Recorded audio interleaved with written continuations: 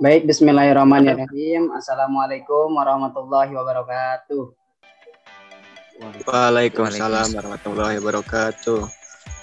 Alhamdulillahirrahmanirrahim. Kita kali ini bisa bertemu kembali meskipun lewat tatap maya gitu ya. Tapi tidak mengurangi rasa kehusuan kita untuk mengikuti layanan kali ini. Nah, sebelum melaksanakan kegiatan lebih jauh, alangkah lebih baiknya kita berdoa terlebih dahulu. Silakan, mau dipimpin sama siapa? Sama Aziz Abdul Aziz. Oke, Aziz silakan pimpin doa terlebih dahulu. Oke, sebelum mulai pembelajaran, mari kita berdoa dalam hati masing-masing dengan khusyuk dan tawadu. Berdoa dipersilahkan.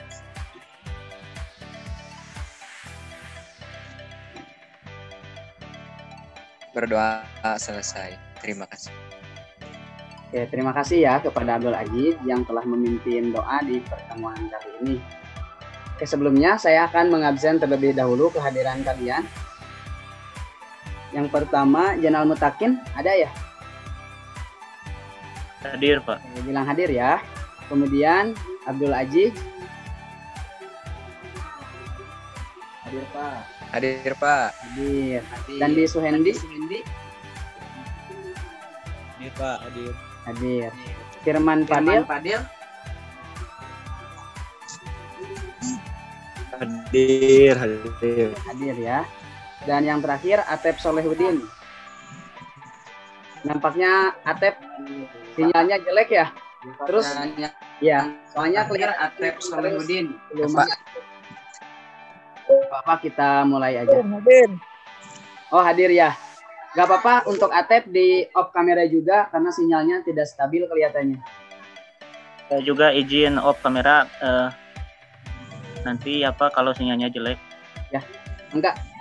Kalau misalkan sinyalnya agak stabil nanti off kamera aja ya, gak apa-apa. Tapi jangan semuanya. Nah, pada kesempatan kali ini kita akan melaksanakan bimbingan klasikal atau bimbingan kelas gitu ya. Tujuannya untuk mendiskusikan materi yang akan kita bahas pada kesempatan kali ini. Oke, sebelum lanjut ke materi, Bapak punya satu permainan nih atau ice breaking. Ini tes konsentrasi ya. Bapak kasih contoh nih. Jadi dua telunjuk digunakan gitu ya. Dua telunjuk kita digunakan. Kita langsung disatukan. Apakah bisa menyatu secara langsung atau enggak? Karena kebanyakan biasanya kurang konsentrasi itu ini gak bisa menyatu langsung. Tuh, kalau Bapak kan bisa menyatu langsung. Bisa dicoba gak? Dipraktekan. Ayo, 1, 2, 3. Aku jangan pelan, Jenal itu suka pelan pas mau menyatunya suka pelan. Atep, coba Atep. Oke.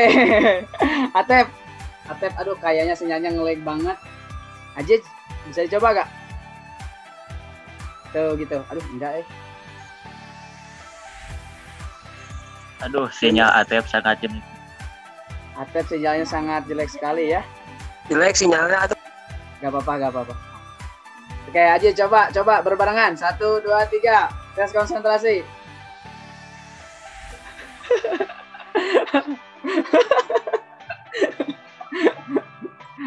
Jenal sangat hepan sekali ya dengan tes konsentrasi ini. Duh, Atep kasihan sinyalnya ngelag banget. Atau bimbingan kelas gitu ya. Tujuannya untuk mendiskusikan materi yang akan kita bahas pada kesempatan kali ini. Nah, materinya yaitu tentang manajemen waktu. Apakah ada yang tahu manajemen waktu itu apa? Ayo, ada yang tahu gak manajemen waktu? Kalau menurut saya, manajemen waktu itu bagaimana cara kita memanage, mengatur waktu mungkin, kayak pembagiannya gitu. Nah, ya, betul banget ya yang dikatakan oleh Jenal tadi. Yang lain, barangkali ada yang punya pendapat manajemen waktu itu apa? Yang lain ada pendapat gak? Aziz biasanya suka berpendapat nih. Ya Pak, setuju sama kata Jenal Pak. Oke, ya. Betul. Apa tadi yang dikatakan oleh Jenal, yang disetujui oleh Aji juga. bahwasanya manajemen waktu itu bagaimana cara kita untuk memanage waktu. Jadi jangan kebanyakan kita bermain-main di kehidupan sehari-harinya. Jadi harus di manage waktunya, diatur. Nah, kali ini Bapak akan meng-share screen materi yang akan kita laksanakan hari ini.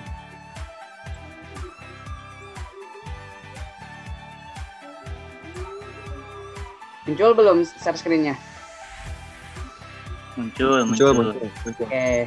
Nah, ini tujuannya ya dari manajemen waktu bagi pelajar itu yang pertama itu dapat memahami pentingnya mengatur waktu serta dapat mengatur kegiatan sehari-hari serta waktu belajar yang menjadi tanggung jawab sesuai dengan kondisi dirinya.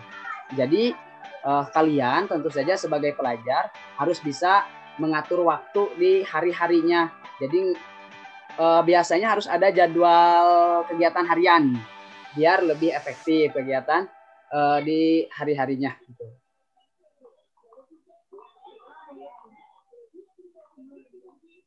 Nah, ini ada sebuah gambaran ya, gambaran waktu dulu dan waktu sekarang. Jadi di sini teknologi merubah cara orang berperilaku. Ini hal yang bisa kita lihat saat ini. Ketika orang setiap waktu mengumbar apa yang dia lakukan ke sosmed, ke kafe, pesen makanan lalu dipoto terus diunggah. Olahraga pun demikian.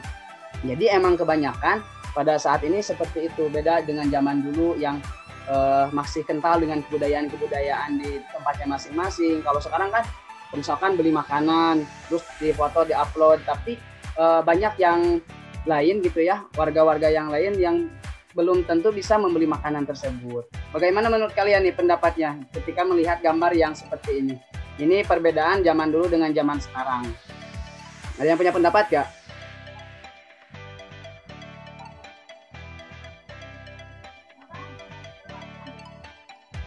Ayo, ada yang punya pendapat? Saya dulu, Pak. Oke, Janal silahkan. Mungkin menurut saya kalau zaman sekarang itu Pak mungkin beda sekali dengan zaman dulu ya, seperti yang sudah disampaikan oleh Bapak bahwa banyak sekali orang memposting segala sesuatu yang dia kerjakan dari mulai shopping, misalnya belanja kayak gitu kan Pak ya. Ya, betul. Menurut saya sih menurut saya pribadi mungkin Pak sah-sah saja bagi mereka yang benar-benar gimana niatnya gitu mungkin Pak ya. Kalau niatnya ingin memotivasi orang lain untuk misalnya memposting sebuah uang misalnya Pak ya. Ya. Tumpukan uang misalnya. Mungkin kalau niatnya untuk memotivasi orang lain untuk lebih bekerja keras itu akan berdampak positif, tapi ada dampak negatifnya juga, mungkin bisa disebut ria atau pamer gitu. Mungkin itu saja sih menurut saya Pak. Ya, betul sekali ya apa yang dikatakan Jenal, sangat jelas sekali perbedaan zaman dulu dan zaman sekarang. Cuman zaman sekarang itu kita harus memandang dari dua segi gitu ya, ada yang segi negatif sama segi positifnya juga. Kalau yang misalkan orangnya emang mampu gitu ya, ya sah-sah saja, betul apa yang dikatakan oleh Jenal tadi. Tapi ada yang sisi lainnya kadang bisa mengatakan hal tersebut menjadi riya gitu ya, atau mungkin orang Sunda nama agul gitu ya. Yang lain barangkali ada pendapat, ada tidak? Atau mungkin sama kayak Jenal? Kebanyakan sama terus ya. Oke, kita next slide-nya. Nah, ini juga sama gambar. Gimana? Gimana barusan? Oke, kita next ya. Itu mau buat pendapat katanya. Enggak, yang mau berpendapat. Siapa barusan? Atep ya? Kalau nggak ada, kita next lagi ya, lanjut. Nah, ini gambar yang kedua juga mengatakan walaupun dekat, tapi ketika sudah sama-sama, sibukkan diri dengan teknologi, kebersamaan jadi tiada arti. Emang betul sekali. Bapak merasakan sendiri ketika Bapak bertemu dengan teman-teman waktu SMA, itu kalau misalkan udah pegang HP, kebanyakan emang main HP terus gitu ya. Jadi kurang komunikasi dengan kitanya sendiri. Sangat jelas sekali dari gambaran ini ya. Kita selanjutnya. Nah, ini juga ironis ya. Ironis sekali. ada salah seorang yang minta tolong, tapi di zaman sekarang malah dipoto gitu ya, kemudian di-update biasanya ke Facebook, Instagram, dan lain sebagainya. Ini kejadian-kejadian di zaman sekarang. Nah, untuk apersepsinya, kemampuan untuk mengalokasikan waktu dan sumber daya yang terbatas bukan suatu hal yang mudah. Dibutuhkan suatu latihan disiplin dalam mengatur waktu hingga mencapai tujuan yang kita kehendaki. Untuk dapat mengatur waktu yang tepat, tentu saja kita harus cermat dalam mengatur porsi baik untuk beribadah, untuk diri sendiri, untuk belajar, bahkan untuk kegiatan sosial yang lain. Mengatur waktu harus dilakukan dengan tepat karena hal ini berkaitan dengan waktu yang sifatnya tidak dapat disewa, dipinjam, dibeli, tidak bisa berubah. Nah, dari perkataan ini tentu saja kita, apalagi kalian sebagai pelajar gitu ya, harus bisa mengatur waktu dengan sebaik-baiknya. Jadi jangan terlalu dibanyakan bermain, apalagi sekarang dunia game online sangat marak gitu ya. Kelihatan ada yang senyum-senyum kalau misalkan emang gamers gitu. Nah, hal ini juga harus bisa kalian atur gitu ya waktunya, untuk waktu belajar, waktu membantu orang tua, kemudian waktu kegiatan sosial di masyarakat, dan paling utama waktu ibadah. Nah, ini ada 3 kegiatan siswa atau siswi. Yang pertama ada kegiatan di rumah, yang kedua ada kegiatan di sekolah, itu ada intrakurikuler dan ekstrakurikuler, kemudian yang ketiga kegiatan sosial.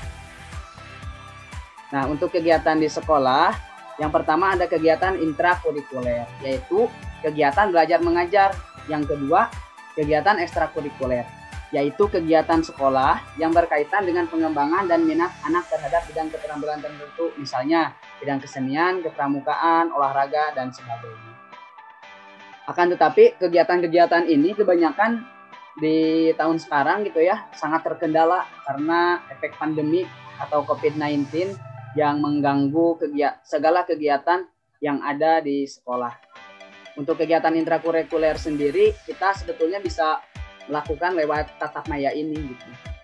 Bagaimana nih sejauh ini pengalaman kalian untuk kegiatan di sekolah dengan tidak diadakannya ekstrakurikuler, kemudian belajar mengajarnya hanya dengan tatap maya atau melalui Zoom? Ada yang memiliki pendapat gak kira-kira? Pengalaman kalian sendiri nih. Coba yang lain, jangan jenal terus. Yang lain, ada yang mau disampaikan nggak? Tentang pengalaman belajar, kemudian tidak adanya ekstrakurikuler di sekolah. Gimana nih manajemen waktunya? Silakan. Firman barangkali mau berpendapat, Aziz, Dandi, Atep juga silakan. Pengalaman belajarnya ketika di pandemi saat ini gimana? Pak jenuh Pak, misalkan Pak bosen, terus teh serasa nyata tapi nggak nyata gitu ya, atau gimana? Silakan, ada yang punya pendapat ya?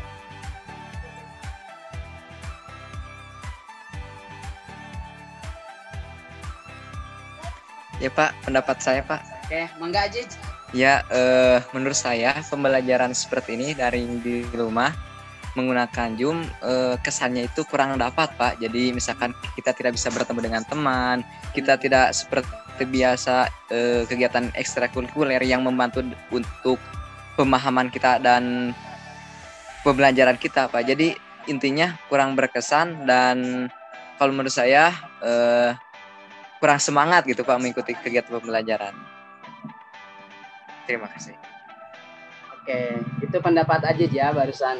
Memang kesannya jenuh gitu ya, tatap maya terus kuota olok, muncak Sunda ada nama, kuota nyedot gitu ya. Terus emang kebanyakan kegiatan di sekolah itu yang menyenangkan, kayak misalkan kegiatan pramuka, olahraga, dan yang lain-lainnya itu tidak ada gitu. Yang lain barangkali mau berpendapat.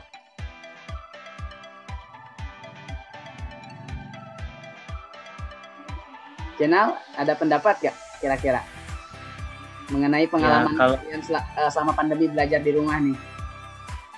Menurut pendapat saya hampir sama dengan Abdul Aziz Pak. Jadi yang pertama kesan belajar memang beda sekali antara tatap muka, kita bertemu langsung, bisa ketika kita tidak mengerti benar-benar dipraktekkan oleh gurunya apa yang penjelasannya gitu. Beda sekali dengan online. Jadi kita serba terbatas kalau online itu, Pak. Kita rindu suasana sekolah, terus kalau lewat online gini kan cuman tatap muka lewat online saja. Apalagi ya, mungkin negatifnya lebih banyak juga, kita kadang terhambat di kuota gitu, sementara kita harus mengikuti pembelajaran dari awal sampai akhir gitu. Ya, kadang kendalanya Itu sinyal saja juga, sih gitu. keluhannya, pendapatnya. Oke, terima kasih Jenal, betul sekali ya, hampir sama sebetulnya jawabannya. Pendapatnya dengan Aji, memang kebanyakan ada segi teknisnya juga yang jadi kendala lewat pembelajaran maya ini, yang terutama dari segi sinyal dan kuota biasanya yang kurang. Oke, nah ini yang tadi saya maksud di pertama. Jadi kita harus punya jadwal kegiatan per harinya. Jadi selama 1 hari nih, tiap harinya kita ada jadwal kegiatan. Hal-hal apa saja yang harus kita lakukan ketika mulai kita dari bangun tidur sampai kita tertidur kembali. Bisa kalian lihat juga ini di share screen-nya. Yang pertama itu jam 4 itu bangun pagi. Salah satu contoh ya, ini salah satu contoh jadwal kegiatan. Yang jam 4 nih, yang dari jam 4 bangun pagi, kemudian menunaikan sholat subuh dan lain sebagainya. Nah, dari setengah 6 sampai jam 6 persiapan berangkat sekolah, kemudian dari jam 6 sampai jam setengah 7 melakukan kegiatan belajar di sekolah. Ini saat offline ya, saat belum ada pandemi ini jadwal kegiatannya. Kemudian dari jam 7 sampai 13.30 istirahat siang, dilanjut ke kegiatan ekstrakurikuler, kemudian membantu orang tua, belajar, dan tidur kembali. Nah, dari jadwal ini dapat kita lihat bersama-sama, sangat teratur sekali, sangat rapih. Jadi kegiatan perharinya emang udah ada jadwalnya gitu ya. Kalian di rumah seperti ini gak? Enggak ya? Kebanyakan biasanya enggak. Gimana? Tidak ya? Tidak. Nah, mulai dari sekarang mungkin Bapak menyarankan nih, lebih baik gitu ya, daripada kebanyakan kalian bermain, diperbanyak lagi dari segi belajarnya, kemudian membantu orang tua dan yang lain-lainnya, dengan cara membuat jadwal kegiatan seperti ini salah satunya gitu. Ini mengatur waktu belajar, kalian udah tahu. Nah, Bapak mempunyai tugas nih, tugasnya dinamika kelompok dengan nama toples waktu. Kalian bisa catat ya, ini ketentuannya. Seperti yang kelompok sudah Bapak bagikan kemarin, kelompoknya yang itu aja, yang sesuai dengan zonasi. Jadi yang dekat rumah satu kelompok. Bisa dicatat ya, ini ketentuannya. Tujuannya untuk peserta didik mampu mengatur waktu dan memprioritaskan apa yang penting dan perlu dilakukan segera. Bahannya, bola pingpong, kalau tidak ada bisa dengan kelereng juga. Kemudian butiran beras atau pasir, kemudian toples bekas aqua gelas dan batu-batu kecil. Bisa di screenshot ya, silakan di screenshot dulu, takut lupa. Ini tugasnya minggu depan kita praktekkan. Jadi dipersiapkan, terus bisa dicoba dulu di rumahnya sebelum kita bertemu kembali di layanan berikutnya. Nah, jadi ini peserta didik membuat kelompok, satu kelompok terdiri dari 5 sampai 6 orang. Kelompoknya yang tadi yang zonasi aja. Kemudian yang kedua, peserta didik diminta melakukan sendiri untuk memasukkan semua barang-barang yang disediakan ke dalam toples atau aqua gelas. Yang ketiga, peserta didik diberi waktu 4-5 menit. Yang keempat, ketika waktu sudah selesai, semua kelompok harus berhenti aktivitasnya. Nah, itu aja sih dinamika kelompok permainan toples waktu. Oke, setelah Bapak akan stop share nih. Oke, setelah materi yang Bapak sampaikan barusan, apakah kalian kira-kiranya nih bisa mengikuti gak dengan arahan atau saran dari Bapak? Jadi jangan terlalu banyak bermain, intinya kalian harus lebih mengatur jadwal kegiatan sehari-hari di rumahnya masing-masing ya. Demikian ya materi dari Bapak pada pelayanan kali ini di bimbingan klasikal tentang manajemen waktu. Jadi sekali lagi Bapak ingatkan, kalian harus bisa lebih memanage waktu kalian kegiatan di sehari-hari. Biasakan harus bikin jadwal kegiatan. Karena dengan jadwal kegiatan kalian bisa lebih mengatur waktunya gitu ya.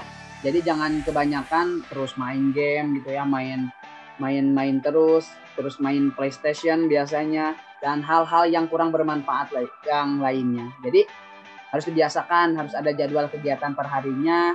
Jadi kalian ada jadwal belajarnya, kemudian membantu orang tua, dan kegiatan-kegiatan yang lain yang lebih bermanfaat.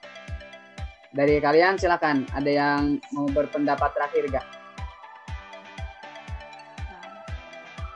Jenal barangkali, atau Aji, Atep, dan yang lainnya, Dandi. Tidak Pak, mungkin terima kasih atas saran dari Bapak. Jadi segala sesuatunya harus di-manage, harus diatur supaya rapi dan disiplin mungkin Pak ya. Terima kasih Pak untuk materinya. Oke, sama-sama ya Jen. Nah, nanti jangan lupa itu kegiatan toples waktunya, alat-alatnya disiapkan, kemudian kalian bisa dicoba di rumah. Kalian tadi udah screenshot ya mengenai materi di permainan toples waktunya. Oke, terima kasih atas segala perhatiannya. Akhir kalam, wassalamualaikum warahmatullahi wabarakatuh.